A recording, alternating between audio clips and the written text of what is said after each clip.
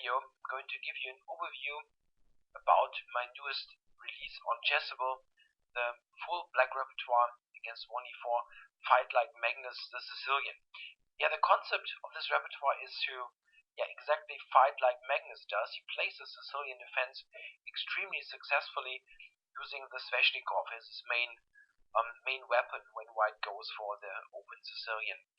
I basically modeled the repertoire using Magnus's games. In some cases, changing things slightly, or sometimes we don't know exactly what he would play because he didn't get the line on the board yet. In this video, I'm going to show you basically all the outlines of the repertoire, so that you actually, even without getting the full course on Chessable, you would be able to play the opening, test it out, see if you like it, and you get an impression what it's all about. Before we get into the details of the lines and how the Sicilian works, I'm going to give you some information about the way the course works on Chessable, because you might not know the platform. If you know the platform, the next 1 or 2 minutes are not so interesting for you, but if you don't, I think it's going to be very useful to understand why this is not a traditional book, let's say, or a book that is just transferred to electronic form, because you're not going to read it from page 1 to page 300 or pick out certain chapters, but it is an interactive learning platform using the so-called move trainer. What the move trainer does, it presents the repertoire to you move by move, but you actually have to put those moves on the board, on the computer screen, and basically show the software that you have understood what's going on and that you actually have learned the moves. So you're not passively sitting there and watching something, but you actually have to actively participate in the process. And the software will, of course, the Chessable side will of course recognize when you make mistakes, and next time when you open it up, you will be asked again what the right move is in a certain position if you got it wrong some time ago. In this kind of way, it's absolutely assured that you at one point will learn the whole repertoire, because all those holes will be one by one will be patched, and this is a fantastic way to learn an opening. You can basically set your own schedule, do it on a daily basis, on a weekly basis, to repeat your openings, and always make sure that those points that are not so clear in your mind, that they will be addressed by the software. It's a fantastic way to get your openings up to a great standard. There's not only openings on Chessable, but of course this is an opening course, so this is what I'm basically referring to. So now let's have a look at the actual repertoire. What is the Sicilian? What is exactly the way how Magnus handles this opening? So the Sicilian starts with 1e4 c5. You probably know that already. It's a very famous opening. The backbone of any Sicilian repertoire is what you play against the open Sicilian. That means white plays knight f3, black plays a move, and you already have a variety there, and next there is d4 to open the position as quickly as possible. Therefore it's called the open Sicilian. Magnus plays the move knight c6, and after d4 the open Sicilian arises. Before we get into the details here of the open, I should point out one thing that is important on a very general level. The Sicilian is a non-symmetrical defense to 1e4.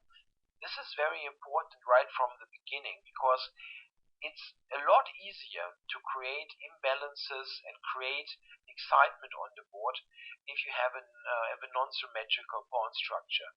It is much more difficult sometimes after e4 e5 to do that, or if you go the 1d4 route after d4 d5.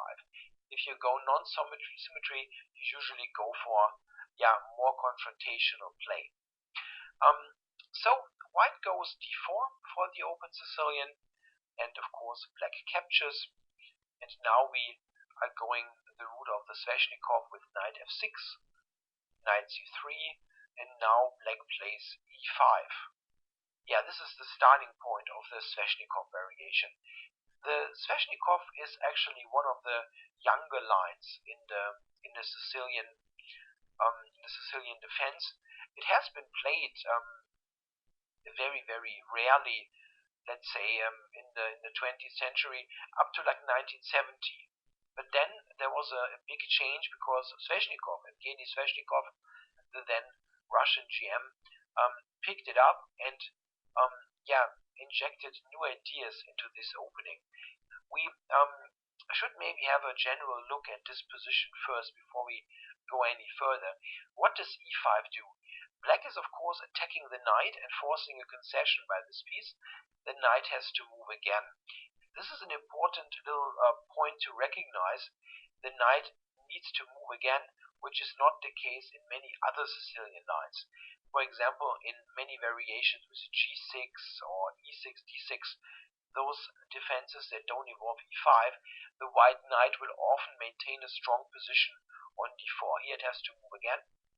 And white, in fact, only has one really challenging move available, and that is the move knight d to b5.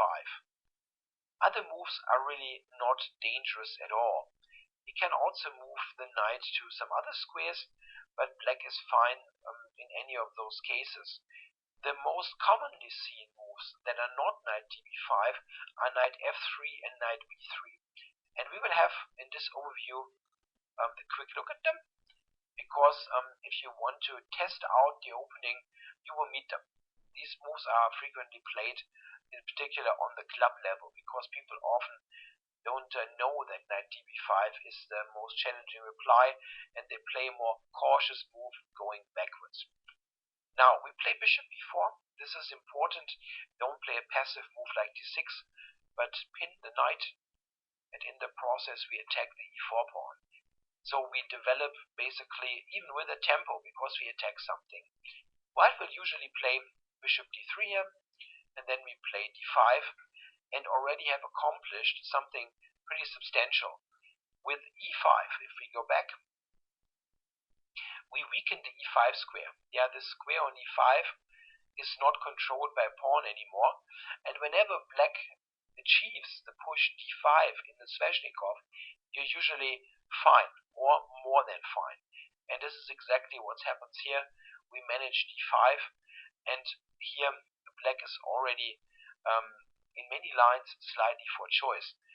White will probably take, and we get a position like that. After bishop d2, we capture and retreat the bishop to e7, and here we are definitely already slightly for choice, because this is just a permanent weakness. White is probably not in any serious trouble yet, because his pieces are active, but it's something that he has to prove, and we already have a structural advantage. The same kind of scenario will often happen if white after e5 retreats to f3. Yeah, after this we are also going to play bishop b4, attacking this pawn. Most commonly seen is bishop d3, and then we can actually capture, play d6, and already have the more comfortable game. Again, this is a pawn weakness or weak pawn formation that is not going to go away all that easily. We also have a pawn on d6 that could be weak, but it's actually difficult to attack. Yeah, we can easily cover it with queen c7, rook d8 maybe, and we can play against the c-pawns. This is very comfortable for black. There are other sidelines on move 6, but they are also not that dangerous. They are presented, of course, in the full course. There is much more material here. Also, white can play also in these kind of lines with bishop c4. This is all included in the full course, so you will be absolutely sure to have all those sidelines covered that you might face. But this overview is meant to give you like a quick start into the opening, and not look at every single variation. We don't want to make the whole video for the course, and there is video, of course, is probably going to be close to 20 hours, and this is just a smaller video. So knight db5 is the critical move, and white is threatening to jump right into d6, so we need to stop that. d6.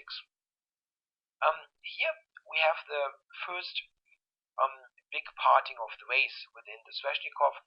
White mostly has two moves. There are some others that we are going to check in the full course, but mostly two moves are played. Like in 95 or more percent of the time, those moves are going to be played. The most popular one is bishop to g5, pinning this knight, and therefore fighting for control over d5. The other move is quite a different approach, the move knight d5, and this is what we're going to check first here in this video. This move was never really all that popular until it came back into the limelight in 2018 when Caruana played it in the World Championship match against Magnus a couple of times. He made it his main try in the Open Sicilian. He tried 3 Rossolimos. We're going to talk about that a little bit later when we look at move 3 alternatives. And then he played Open Sicilians against the world champion 4 times actually, didn't win a single game. He tried 95 in those games and put forward some new ideas that made the line a bit more fashionable again. So 95, our first move is easy. White is threatening to win, so we have to take the knight. Pawn takes.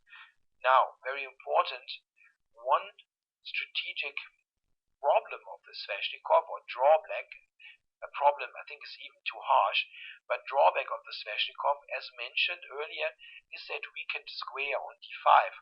And now after white has played that, this is gone, this problem. So a pawn on d5 is usually a strategic accomplishment. It means that black does not have to worry about the square on d5 or a pawn on half open d file, the d6 pawn. But what does white get in return? What he gets is a pawn majority on the queen side. We can play the next move. I'm going to recommend knight b8. So white has 4 pawns here, and we have 3 on the queen side. So white's idea is often to push those pawns forward and try to use this majority, gaining a space advantage, breaking through on the queen side. On the other hand, it's not just white having a majority, we have one as well, and ours is on the king side. We have 4 pawns against 3, so our usual plan is to set these pawns in motion, oftentimes all of them, f pawn, g pawn, everything, and that leads to very sharp and interesting games. But these games are sharp, but not depending on like razor sharp tactics, but they are, let's say, strategically sharp because of that clash of 2 majorities. I think one of the reasons why Caruana went for this line is not because it is so brilliant, but also because it poses somewhat fresh problems that are not as well explored as the absolute main lines. So the traditional move here that was not played by Caruana is the move c4. We still have to check this. That move makes a lot of sense. White is already putting one of the pawns in motion of his majority, and he prepares to move the knight back to c3 behind his pawn. That makes a lot of sense. If you want to get the majority rule going, you don't want pieces in front of the pawns. We have a standard setup here for black, and the next couple of moves are basically universally played. So we play bishop e7, bishop e2, you can also go to d3. It doesn't make a huge difference. Both sides castle, and with a6 we're going to kick the knight back. That is not a necessity, but it's quite useful to have the knight kicked away. And here we go f5, and this is the standard kind of setup that you see in this line here with c4. We will play similarly against a4 what Caruana played, but in this line in particular you will always see this, pawns on e5 and f5. Later, if white plays f4, which will very frequently happen because he is worried that we push even more pawns forward, we play f4 and then we play bishop f6. And here the game will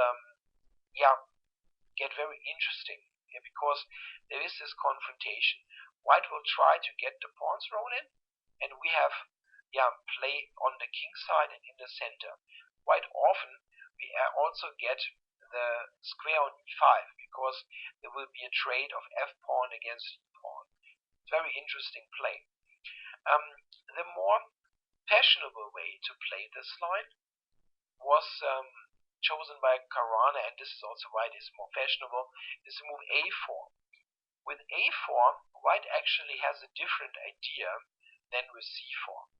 What white ideally wants to achieve is, he wants to get to a situation where after the move a6, he's able to play the knight via a3 to c4, and then maybe use those weakened dark squares. That's a different approach. I think that black is fine against this, but it's interesting and is not yet as much explored as c4, and in particular not as much explored as the total main lines with 7 bishop g5 that we will see later. So a4, we play bishop e7, bishop e2. White has also tried the immediate move bishop d2 recently, which is also examined in the course, but we'll check this first. Now, this has been tried before quite a bit, but the move that, or the idea that was new, is the move bishop d2 that was played by Caruana. The idea is to cover this square so that white is actually able to play a5, and after a6, return to a3. This is important. If you do this immediately, just for argument's sake, after a6, you cannot go here because that blunders the pawn. So the move bishop d2 is actually preparing a5. So I recommend to play a6 and kick the knight away. Here you have an interesting alternative with the move f5 immediately. This is what Magnus actually played in that game in the World Championship, and this is not a terrible move, of course. However, after the World Championship match, there have been, of course, many more games played by Magnus, by other players, because people have recognized that this is an attractive way to play for black. They have picked it up, and at the same time, white players picked this up. So we have some new ideas since the match. And one of the ideas is to play a6, knight back to a3, and now, as white is intending to go a5 and then be annoying with the knight, we play a5 ourselves. We simply stop this.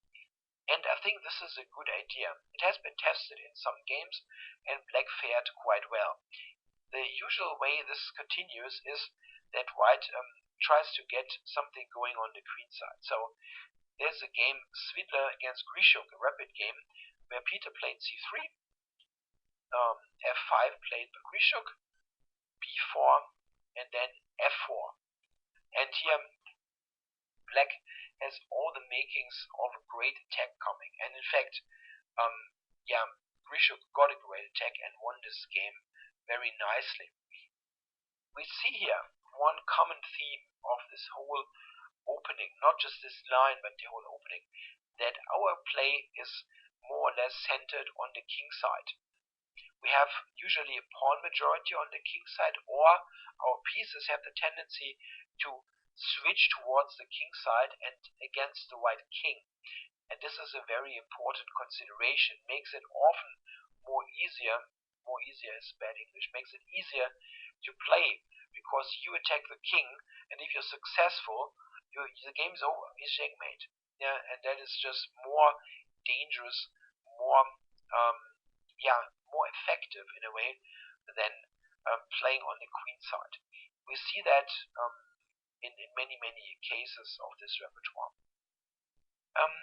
So this is the knight d5 line, the outline of this line. Again, this is discussed in much more detail in the actual course, but you already know enough to give this a try. Now, the main move for the sveshnikov is bishop g5 here.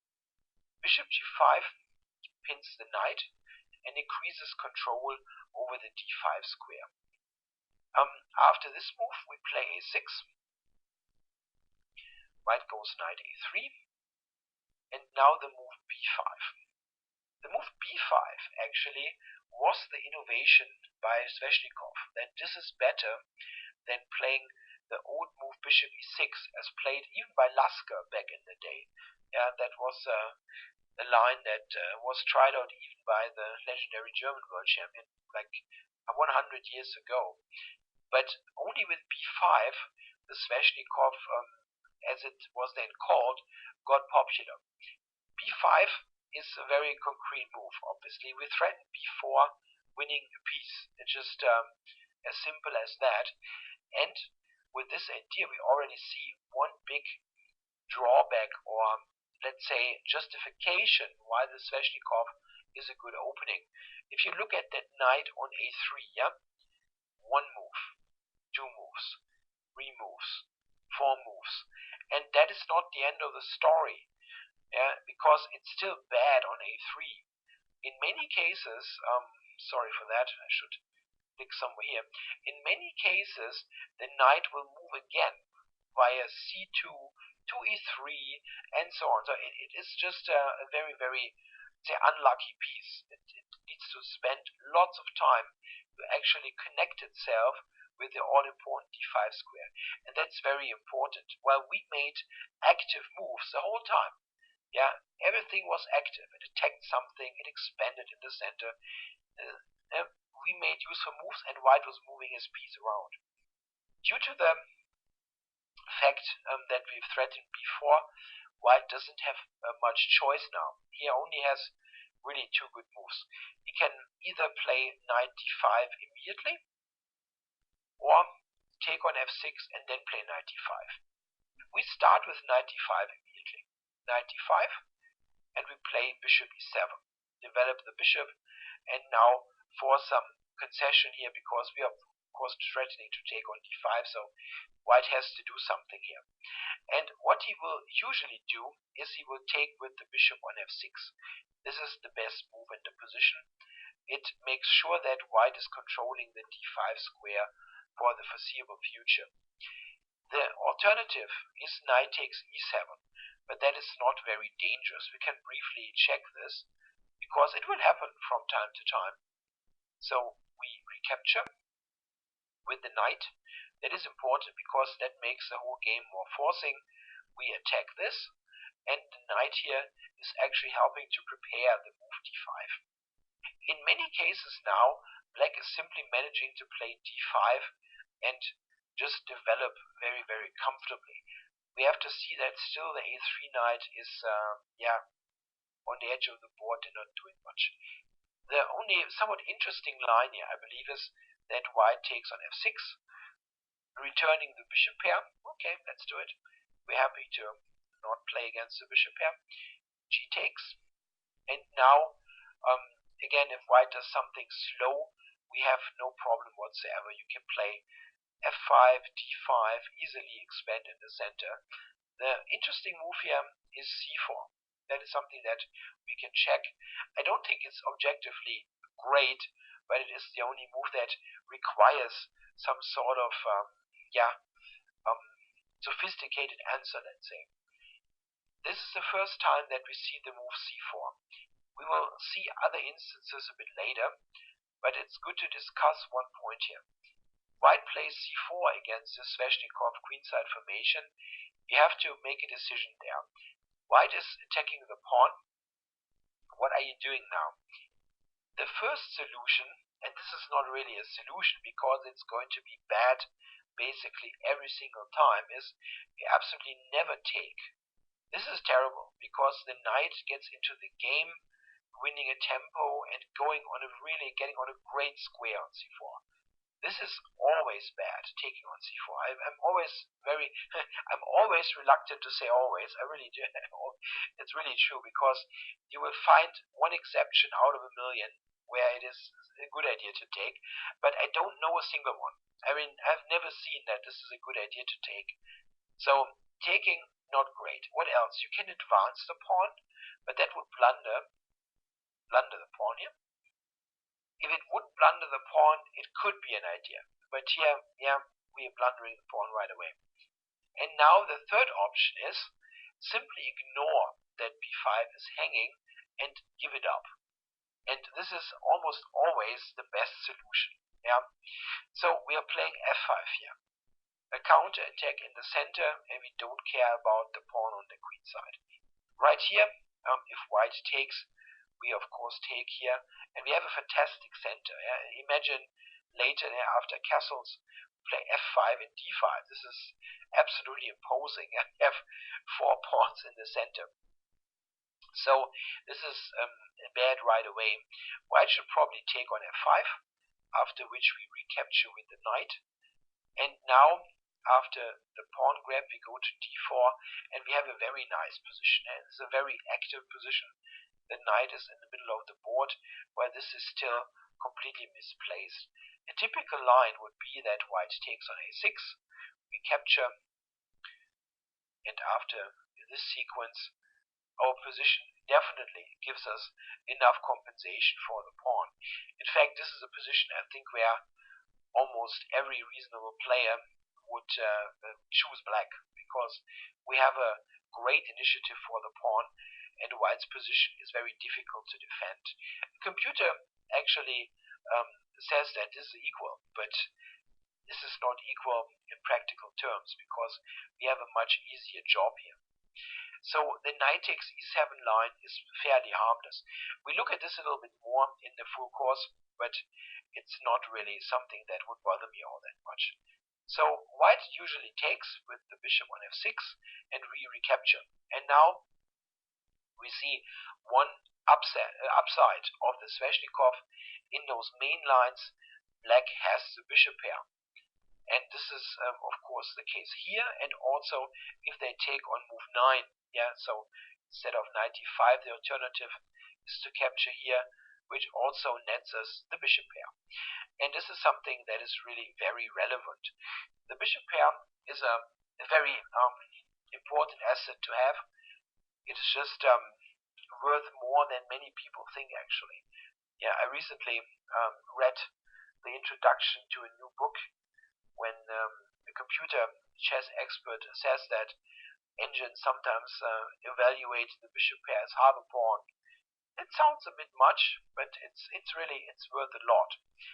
Now, looking at this position, what does white do from here? He mostly plays 2 different approaches here, and both are related to the c pawn. White can play, or usually plays, the move c3 or the move c4. Both moves want to give this knight a nice square on c2, so that it can come back into the game. If we start with c4, we answer with b4. This is one of those cases where b4 is the right reply. We don't get enough dynamic play to justify a sacrifice. It has been tried, but it doesn't quite work out. And here b4 is a good reply.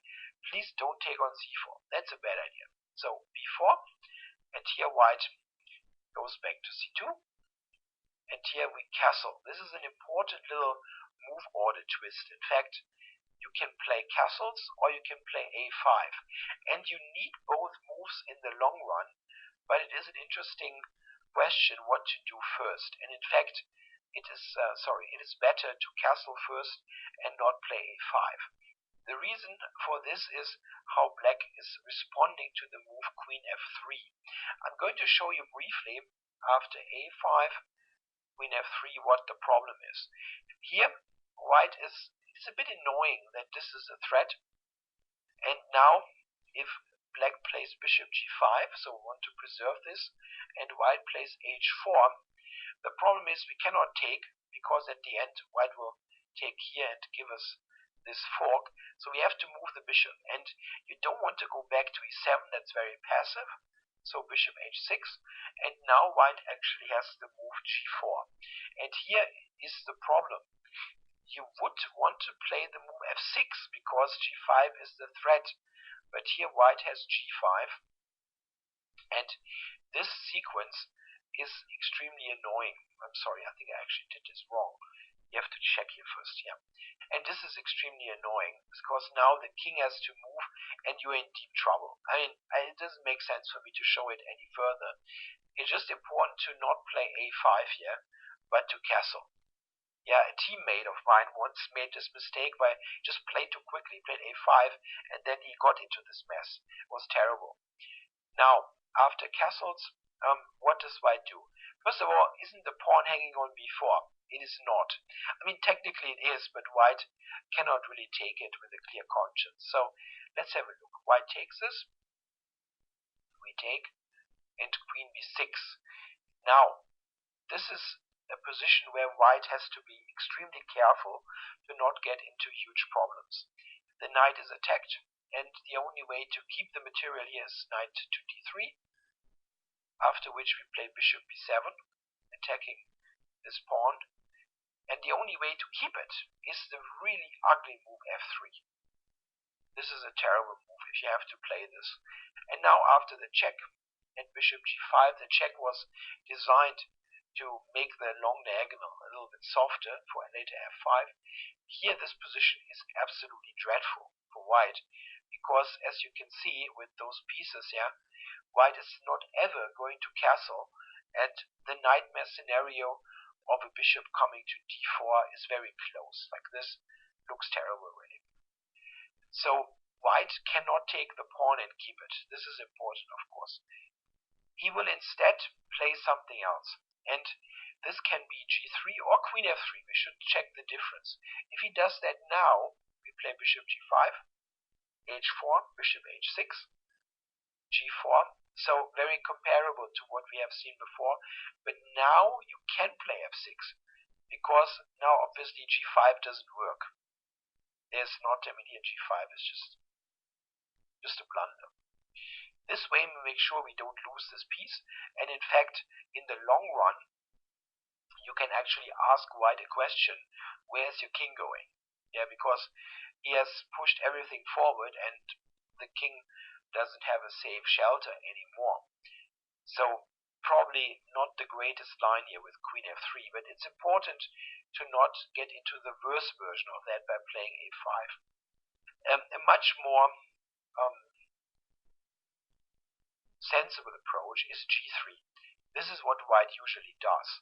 So he plays g3, continuing to develop with bishop g2, and maybe later expand with f4.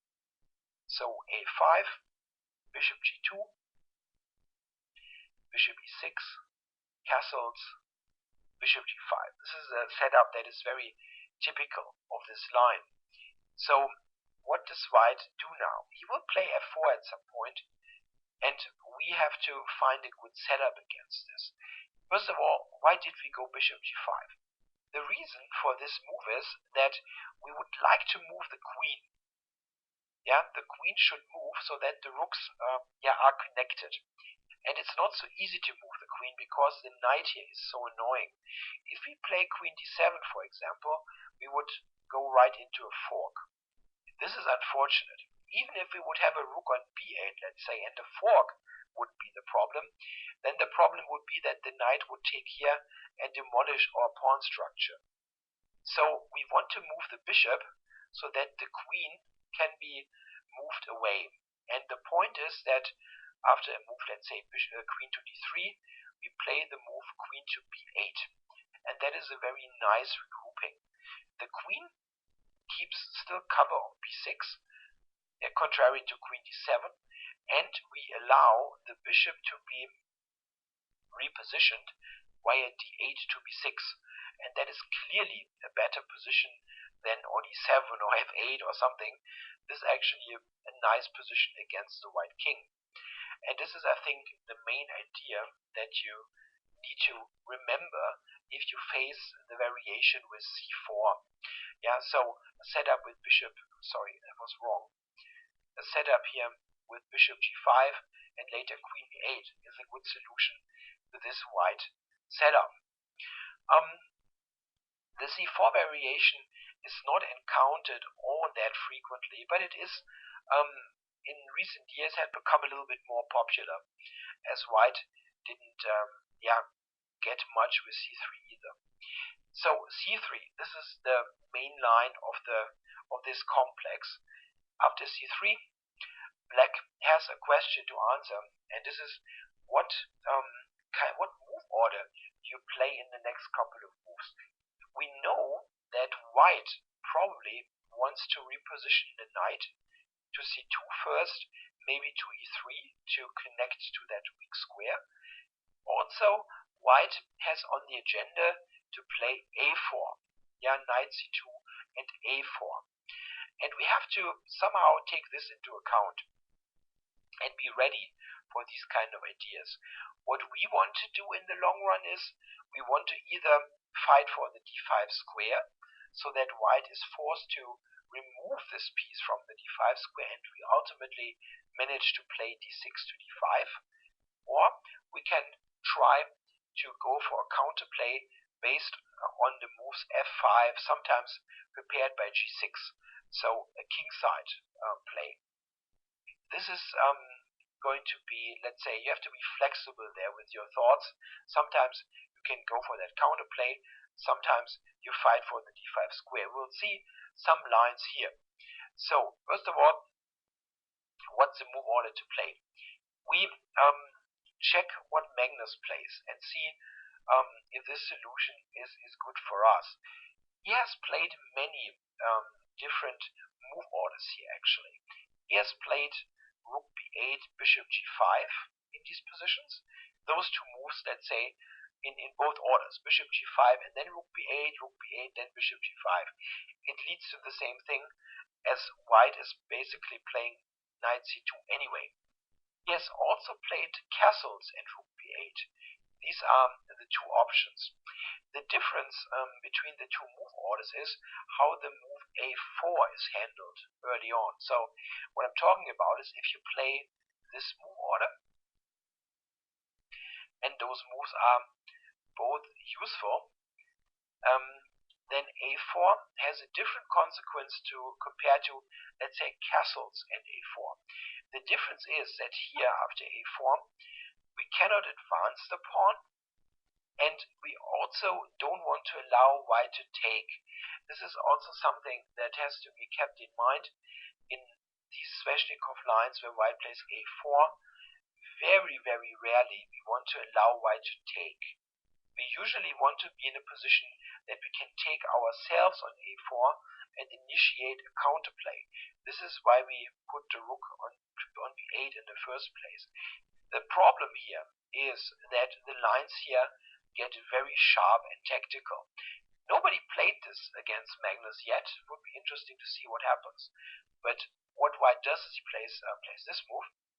And now, for example, I'm just going to show you one example here. We take him, and now after the captures, this pawn is hanging with check. And that is the difference, for example, to castling first and then playing rook b8. All these lines here have been explored up to move 25, sometimes even deeper, and it looks like black is okay. However, it's a huge theoretical workload to master, and at the end, it's often very drawish, in fact.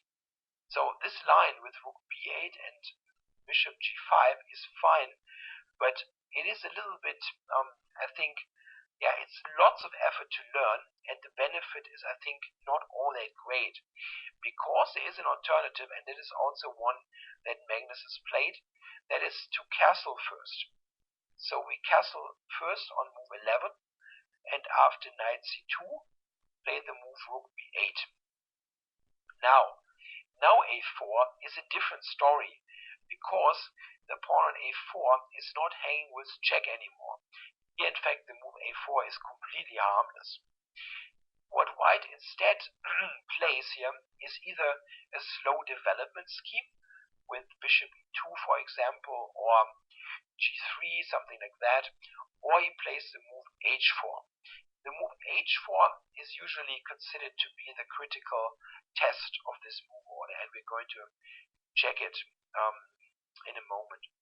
After bishop e2 is a good moment to show some strategic ideas here. So we play bishop g5. This is an important move that black should play if allowed. This is also why h4 is played. They want to prevent the bishop move. This is generally useful for a couple of reasons. First of all, it makes the queen more mobile. So, for example, something like bishop e6, queen d7 is not possible without moving the bishop first, because then white could take on f6, making our pawn structure very ugly and unattractive. The bishop move also prepares f5. So we can play f5 if we like, sometimes prepare it with g6. The other point of the bishop move is that we observe the e3 square. This is also very useful, because if white plays knight e3, we sometimes gain the option of simply taking on e3. This is very relevant if we play for the control of the d5 square and not for f5. If we just play more conservatively, sometimes we can simply chop the knight off and make sure that our control over d5 is strengthened that way. Our bishop here is not relevant for d5, it's a dark square bishop. And if we chop away a knight, we make sure that we gain further control over the square. So it's a universally useful move. White castles here, makes perfect sense. And now black has a quite wide choice of moves. Like many moves would fit into this position. Bishop e6, for example, g6, and so on. Magnus has played the move king h8 two times, actually, in the same tournament, the Tata Steel 2019. And in both games against very strong oppositions, Rajabov and Giri, white never got anyway. Yeah, and this is, I think, a good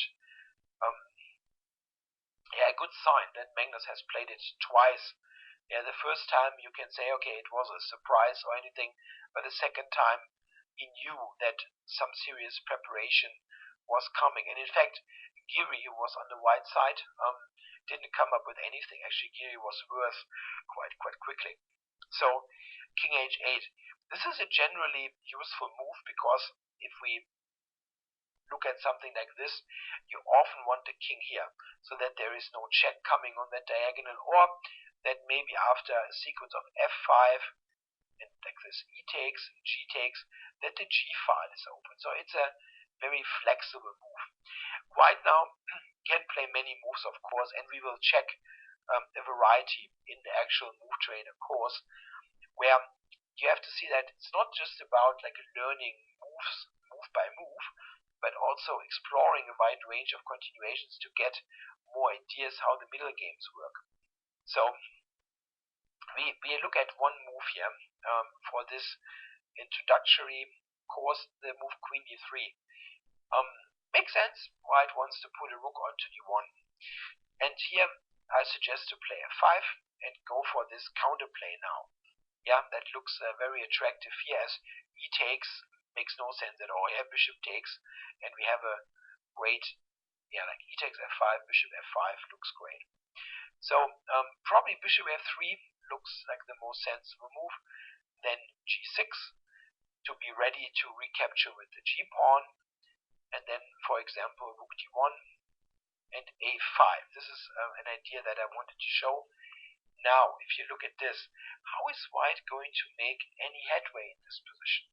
The interesting phenomenon that you experience quite often in the Sveshnikov is that the two drawbacks that black's position usually has, like no control over d5 and the d pawn that sits on an half-open file, it is impossible to exploit those two things at the same time. If there's a knight on d5, which currently actually is not attacking anything, that's important to emphasize, the knight on d5 does not attack a pawn or in any way bothers us all that much. This is fascinating. It's a centralized knight, but it doesn't attack much. This knight is plugging the d file, and that means there is no real pressure on the pawn. And white cannot do the same thing. He would have to retreat the knight to actually attack the pawn. And then you usually just cover it and say, okay, what next? It's actually not possible to attack the pawn on d6 with a minor piece and win it. Yeah, actually, I know very, very few cases where in a Sicilian sveshnikov or other e5 Sicilians where black just lost the pawn. It basically never happens. Here we can see an interesting sequence. If white now plays, let's say, knight d3, to finally attack this, we can simply take here, as mentioned, this is an option, take f4, knight d5, bishop e6, and now have a look at this. The knight does not even have a square to go to from d5, and at the same time we have a very straightforward plan. We can play g5, g4, and we want to play for mate, which is pretty straightforward and something that white has to defend against. So this is not a position where I claim that black is better, but we know where we play, we know where our goal is, and if we succeed, it is going to be game over. Checkmate ends the game. This is a kind of confrontational position that you get in the sveshnikov and that make the opening so attractive. Now, this was an overview of the line with knight d5 and later c3, this line. Again, this is looked at in more detail in the move trainer course, but you know what the general outline is now. White also has the option to take on f6 now, before the knight comes to d5. The fundamental difference is that now we have to take with the pawn. There's no other option. Queen takes, I'm just going to show you briefly, is terrible, because here we have this threat to address. We go back, and here actually is funny, if you compare this to the line that we just checked before, this line, look at this position, and now I'm jumping to the alternative position that I just talked about. Just a moment. Magically, the bishop is here instead of here. So you're essentially like 2 tempi down. It's funny, and that means you're in terrible shape. White, in fact, here can even kill you immediately by sacrifices. Or c4, both is terrible. So just, you have to remember, don't take with the queen, you take with the pawn in this position. Now, after this, we already probably get the idea that the game will be very, very sharp now, because black's pawn structure on the king side is a wreck. It looks pretty awful. We look at this, many weaknesses, but the big point is white is still not in the game here with this knight. The knight is offside. That takes time to get into the game, and we have f5 coming, and in many cases we play f5 not once but twice. We have 2 f-pawns now, and that means we can even in many cases achieve a fantastic central superiority. If you imagine f5 trade against a pawn and f5 again, then we have like 3 center relevant pawns that roll down the board. That's fantastic, and white really has to take this into account. Now, the next move is forced, knight d5. We're still threatening to play b4, and here is an important point in this line where black has to make a decision. There are 2 good lines now. One is the move f5, and the second one is the move bishop to g7. The move f5 was the original move that Sveshnikov devised back in the 70s, but a little bit later it was found out that the move bishop g7 is also possible. It's called the Novosibirsk variation. Couldn't find out why, but anyway, this is the alternative. And looking at the repertoire name, Fight Like Magnus, that is the move that Magnus Carlsen has played every single time he faced this line. At least I couldn't find a game with a different line. Maybe you find something, a blitz game, whatever. I didn't find a single one. So he puts his trust into the so-called Novosibirsk variation with bishop g7. In the Novosibirsk, we still want to play f5. We are only delaying it for a moment, and that makes things a little bit different. For example, if you play f5 immediately, white, amongst others, has the option to sacrifice, which leads to pretty crazy complications, and this is not an option in the Novosibirsk. And white, with bishop d3, gets us into a completely different variation now. As this is attacked and you don't want to take, you play bishop e6. It's just entirely different. After bishop g7, we basically just want to delay f5 for one move, and if white prevents it with bishop d3, which happens to be the main line, we get an entirely different kind of game. So bishop d3 will be the final move that we check. The first one is c3. The slow solution, the more positional solution, where white says, okay, I just want to get this back into the game before I do anything else. So, of course, f5. We don't want to play passively, always play f5. Okay, f5. White is usually taking this. This was attacked. Bishop takes. A good development. Knight c2. Castles. And here we see one point that I mentioned earlier. White has lost lots of time with the knight. He moved it now 6 times out of 13 moves.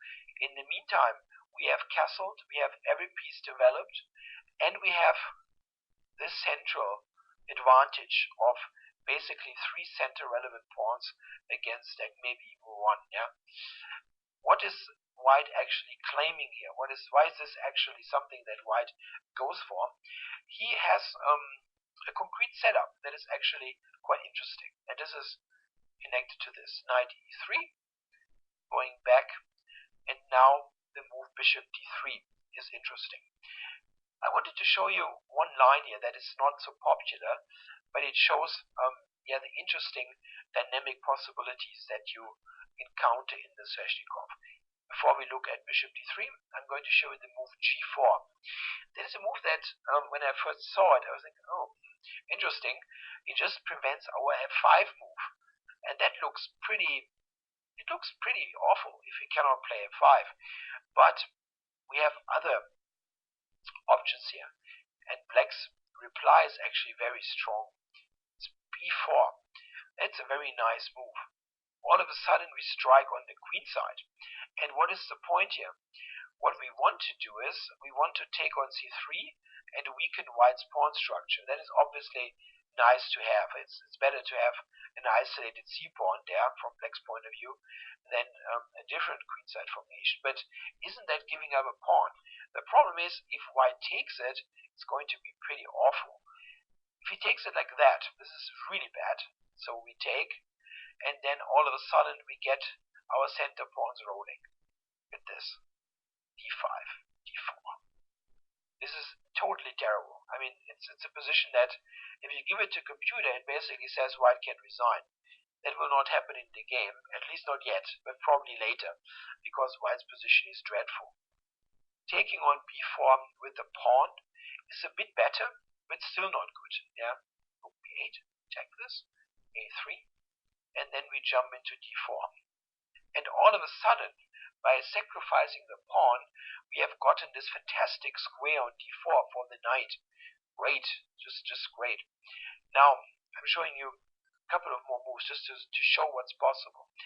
If white now plays a slow move, we will play queen h4 and be in absolute pain here with the queen. So let's say he plays h4. He doesn't want to allow that. Then I suggest this great counterpunch. Why e4? Sorry, e4. I thought f5 immediately. Okay, e4 is really good. e4, bishop g2, and then f5. F5 immediately is also playable. And I'm just showing that this can happen. f5, we bust the f file open. G takes, and now rook takes. And this is a fantastic position. This is hanging. We have this threat. We are on f2. And I mean, white is completely on the defensive here. It's a terrible position. Very, very attractive. If white plays better, let's say bishop g2, then we take on c3, and with rook c8, we gain good play all of a sudden on the queen side here on the c file. So flexible. You're not married to a king side assault. Here with b4, you can actually get some play on the other side of the board. More often than not, however, if you're here, white will play bishop d3. And the idea here is for white that after f5 castles, he wants to play queen h5 in the future and try to attack with pieces, sometimes playing f4. Yeah, this is what white wants to do. The game now gets extremely sharp, and you have to be careful. You can, with the wrong move, you can spoil the position immediately. For example, a move that looks completely normal, knight e7, is terrible because white can take and play this. It's a bit of a shocker. The problem is that white can do this, and this loses the rook. Oops. Yeah, so a normal move like knight e7 is actually a terrible mistake. Another move that would be a mistake is f4, because then queen h5 is killing us. Okay. So this is what white is after, that we make an incorrect move here and give him direct options against our king side. We should play e4. Knight f4, intermediate attack. Go back, bishop c2, and now bishop e5. Knight fd5, and now I suggest to play the move queen to g5. I found a blitz game where Magnus played the move king h8. This is not terrible, king h8, but queen g5 I think is considerably stronger. This is a case where we should really not copy everything one by one. He played it in a blitz game. That means he could have, like on purpose, played a second-rate move because he thought, okay, I'm not going to show you my mainline preparation, or he could have simply forgotten what he wants to play there precisely. The game after queen g5 is obviously very sharp and interesting. We have the bishop pair, and we have some attacking possibilities against the white king, but on the other hand, the game is very, very tactical and concrete. White's best move and basically only move now is actually f4. This is examined a lot deeper in the actual course. I think some lines run up to move 30. It's important to see that in this move trainer Chessable, you can customize your learning process. This is important. You don't have to learn every single line up to the very end. In some variations here in the mainline sveshnikov, it runs very deep, like move 20, 25, move 30. This sounds excessive, but some of those lines have been explored to a very considerable depth, and in many cases you have to look so deep because like black is 2 pawns down or 3 pawns down, or I don't know, there's some dramatic development, and you need to prove that it actually works. And it's like mathematics, and you're not in the middle of an equation and you're trying to solve it, and then like close to having solved the equation, you say, things are going to be alright, yeah, and you quit. It doesn't work. You have to really prove that it works. But that doesn't mean that you have to know every single move by heart. If you think for the moment you're okay with learning it to move 15 or 16 or 17, you can set it up in Move Trainer, and it only lets you learn those lines. You can also pause some lines to avoid seeing those deep lines over and over again if you want to emphasize something else. A move that we definitely have to check after bishop g7 is the move bishop d3 and also the move c4. These are even sharper attempts than c3 already is. c3 is the more positional way to play. Let's look at c4 first. After c4, we have again this question that we need to answer: what to do? Advance it, take it. Taking is always bad. Yeah? If you never take on c4 ever, you're probably going to be fine. Or give it up. And the most attractive choice is again to give it up. Here, just to show what I'm talking about, if you play this, for example, this is not blundering a pawn, but white goes here, and here it's difficult to give up this pawn. So let's say we cover it, right? And then white goes here. And that is the moment where you probably see, okay, something has gone wrong, because you cannot even play f5. And that means the bishop on g7 is a super terrible piece. So after c4, we go for the sacrifice, f5. White takes it, and we jump right into d4. What we are saying is basically, we don't mind that you win all the material on the queen side. You can even take a6 if you want, but we will take over in the center and just throw everything at white. And this is going to be very dangerous. The only, I think, somewhat reasonable move here is bishop d3. White should start to develop. Yeah, if you even further neglect your development, it can be a short, quick disaster. I've had games like that. So bishop d3 is reasonable. We take it, bishop takes, and we castle. And now,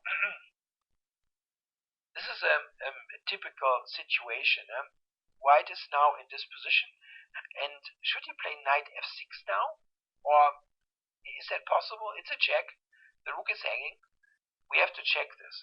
If white does not play this move, I'm sorry, you recognize my voice is a bit off, but yeah, it's this time of the year. If white does not now play knight f6, and knight f6 is a bad move, really, then we just play rook b8 next, and simply say, okay, we have enough compensation. We have f5 coming, f5 coming, e4 coming, bishop e6. So it's just super active, and white still has a knight on a3. Let's check why knight f6 is not good. We take with the queen, the bishop takes the rook on a8, and the queen to g6. And now, this is very, very bad for white. It is in fact worse than it looks. When I first checked this position, I thought, okay, that looks dangerous. And then you look at the computer and it says like -3, yeah, white can resign. And in fact, if you look more closely, you see that this is really the case. White has no good reply here, really. We have this threat, and there's no good way to play against it. Yeah, I'm going to give you one example. Let's say the bishop moves away, so that it's not a tempo. We play bishop g4. Queen has to move. Queen d2, you get bishop h6, and that doesn't help. And let's say it goes here. There to b1, the bishop f5, queen here, and bishop d3. And this is terrible. The bishop is completely cutting the king off, and you just have an attack for a completely ridiculous material investment, the exchange. Yeah, this is something that you can probably analyze almost to mate or decisive material gains. Yeah, after e4 next, white doesn't have a movie. So it's a fantastic compensation. The move c4 leads to very sharp positions, but positions where after f5, if we sacrifice the queen side, yeah, we have all the fun, really all the fun. The move bishop d3 is probably the main line of the Novosibirsk. After bishop d3, we face a particularly clear problem. f5 blunders a pawn, so we cannot do that. But what we will do is we play the move knight to e7. And this is very logical. We want to get rid of the knight on d5 if possible. It's a strong piece. And with the bishop being on d3, white now has to react to the idea of us taking on d5. This is a strategic threat. If white ignores this, let's say he plays c4, we're going to take, white recaptures, and now we see that these d-file issues, big d5 square, d6 pawn, they are irrelevant. Yeah, now everything is safe, and we are ready to strike with f5. And this is already pretty awful for white. Something like e takes e4 shows the typical potential of that bishop. And also the problems related to the knight on a3. Here black is already in fantastic shape. If white instead castles, we take here, we castle, and the second f5 is coming next, again with a terrible position for white. White has no counterplay here, absolutely no counterplay. There's nothing that he can attack, and the knight is totally offside.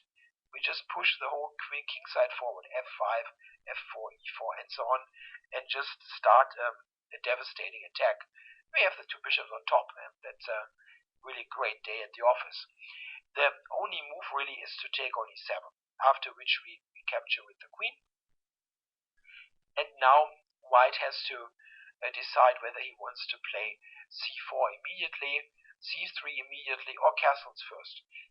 In most cases, both sides will castle anyway, so we will look at castles now at the next move, but there are some independent possibilities.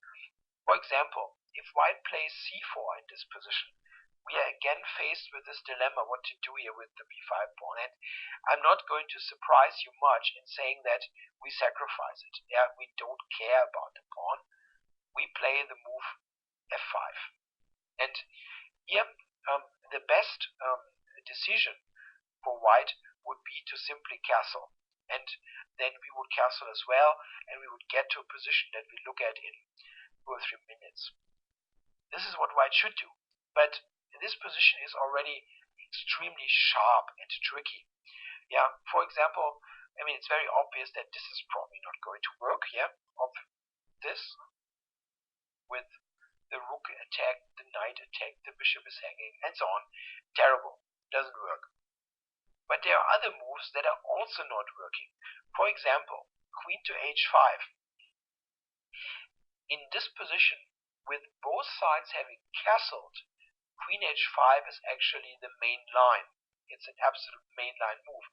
But without castles, this move doesn't work. And it's met with a very attractive reputation. Black now can play the move d5. And this is fantastic. It's super great. You play d5 even though the d5 square is covered 2 times by a pawn. Great. Now, why is that so terrible? Okay, black is threatening to take here, here, and on top of everything, we are threatening queen b4 check, and then taking, winning a piece, and everything happens at the same time. White has no way out here, absolutely no way out. He will lose decisive material already. In a grandmaster game, and that happened in 1990, between Lev Psachis and Anatoly Weiser. Psachis is a 2-time Soviet champion on the white side. He went into this. Yeah, he somehow stumbled into this position. He took here. Weiser took on e4, and now Psachis resigned on move 15. He simply has no reply.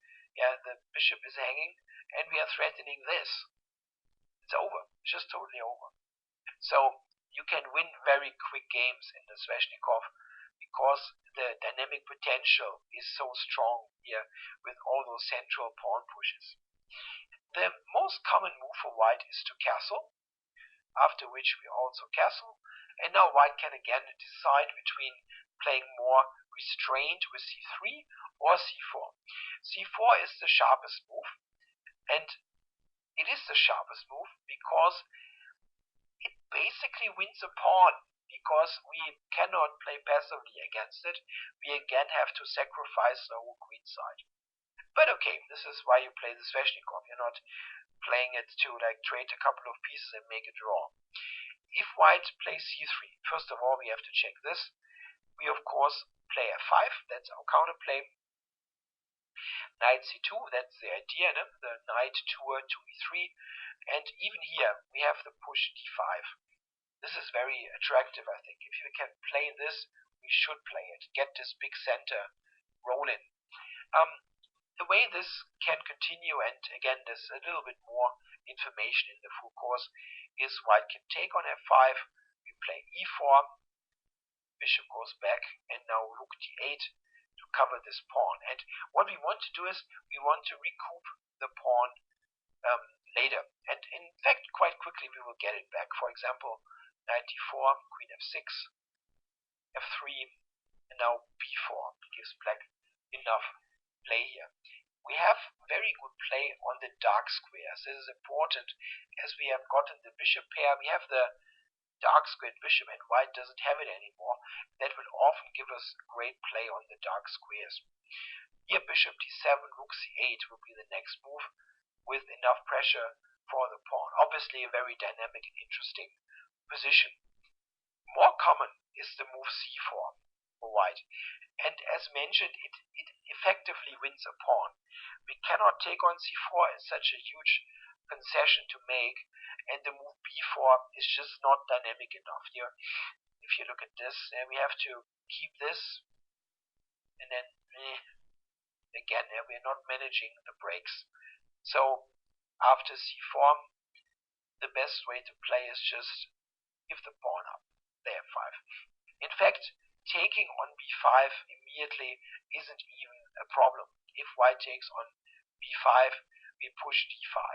An idea that we have seen before, and it's very powerful. White takes.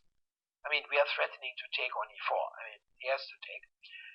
Take, and then e4. Yeah. Fantastic. And we get everything activated. The bishop is very strong on g7. And a line like, for example, queen e2. Yeah, defending this here with a pin. Queen b4. It's a double attack. This is attacked and this is attacked. Bishop goes away. Queen takes. Knight c2. Only square. Takes. And something like this, for example, shows the great attacking potential that we have. We have those 2 mobile pawns. We have f3 as a potential threat. And yeah, it's just a very nice position to play. We're just 1 pawn down, which is really not significant at the moment. Note that still the knight is not helping in the defense. It's a pretty sad piece of sveshnikov. So taking is not really an issue after f5. The main moves are queen f3 and queen h5. We can look at queen f3 a little bit. The idea is, of course, that now we cannot take on e4. That's the point. Yeah, this is a double attack. So with queen f3, white is basically keeping the tension. Now, I suggest to play the move d5 here again. This is a common theme. Play as actively as possible. d5. Now, not much choice. White has to take this pawn. We take on e4. And here we see why we jettison the pawn. Because now, after queen takes, which doesn't make much sense, we get f5 in. Yeah, there is no rook hanging anymore. And then we get the typical play going with e4 and yeah, just get this bishop out. So it's very, very nice. It's much better for white to take with the bishop, after which we play rook b8. White was threatening d6. And now we are out to play f5 next, and again e4 to activate everything. Yeah, I'm stopping here because the lines run too deep for this overview. But again, it's a very attractive play, I think. White still has to get the knight into the game, and we definitely have enough compensation here. So the most popular move is probably queen h5 in this position, which again makes sure that we're not taking because of the double attack here and here. So what to play now? This is an interesting situation actually, because when I was writing the course, when I started to write it, there were only very old examples by Magnus, and he had not faced this in any recent game. And I had my analysis already completed for the move rook b8, but then in a recent game in the Isle of Man tournament, he got this position on the board against a young Russian GM, Alexei Zarana, I think, and Magnus played the move d5. I analyzed this move, but I decided to not recommend it for the course. The reason is that white after d5 can enter a forced line, and in this forced line it is basically impossible for black to win the game. I don't really see how this should ever work. And I thought that the complications after rook b8 are so attractive that I don't think it's worth exploring this all that much. So I'm deviating a little bit from the approach to copy what Magnus plays, simply because I think this is the more enterprising move. Still, you can look at d5. It's not a big deal to analyze. It's just like at the end of it, you're not having that much fun after a totally forced line. I don't really mind to have an odd, boring line here and there. It's just that it's totally forced what happens, and even possible for people to find over the board. So rook b8 keeps the tension and forces the issue now a little bit, because white has to take on f5 almost. We are threatening to take on e4 and play f5 next. So he will take here. We play e4. Of course, that was the idea. And it's pretty forced. So rook a to e1. White has to rely on tactics or tactical motifs. You cannot just move the bishop and be too angry. So this one, bishop b7, cover e4. And here, actually, it splits. There are a number of moves now that white can play. I'm showing you one line here, starting with queen to g4, that attacks the e4 pawn again. But there's also an important move, rook e3, that has been played quite a bit. All these complications are analyzed deeply, and I think, to a good result for black in the full move trainer course. I'm going to show you queen g4 in this overview. Queen g4, rook e8, e4 was hanging, so we need to attack this. And now the capture on b5.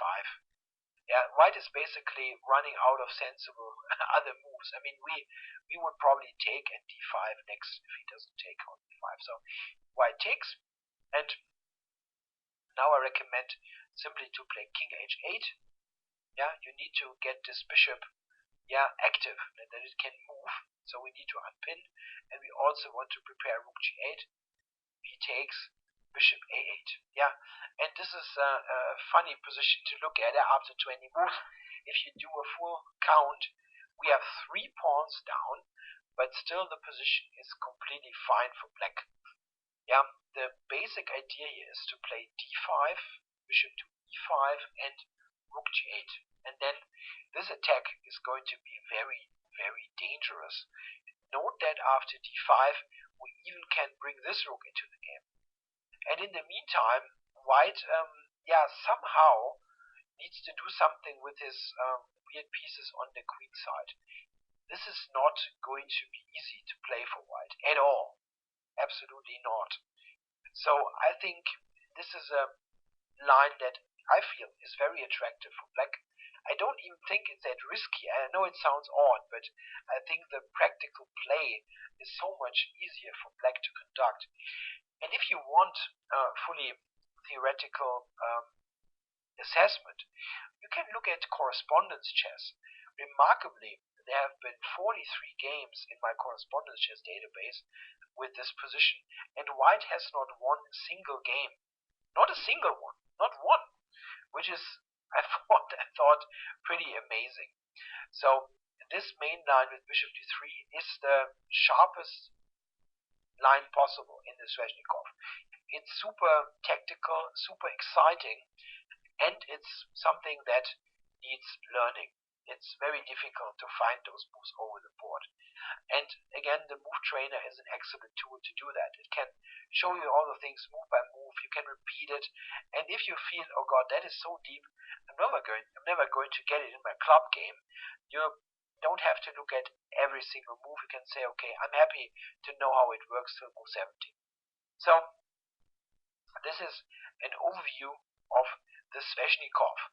A very exciting opening, and certainly something that is interesting to play on all levels. It's very active and very ambitious, and that's something that gives you entertaining chess. This is just something that is very important. You're not sitting there in a boring position and don't know what to do. The Sveshnikov is of course the backbone of the repertoire, but there are other options. There are various anti-Sicilians, and in this video I'm also going to show you a little bit of the anti-Sicilian repertoire that we have. So going all the way back, what anti-Sicilians are there? Anti-Sveshnikov. Hope you enjoyed the first of 2 hours of free video instruction in this great opening. In order to get the second hour, please go to chessable.com/fightlikeMagnus2. Thank you.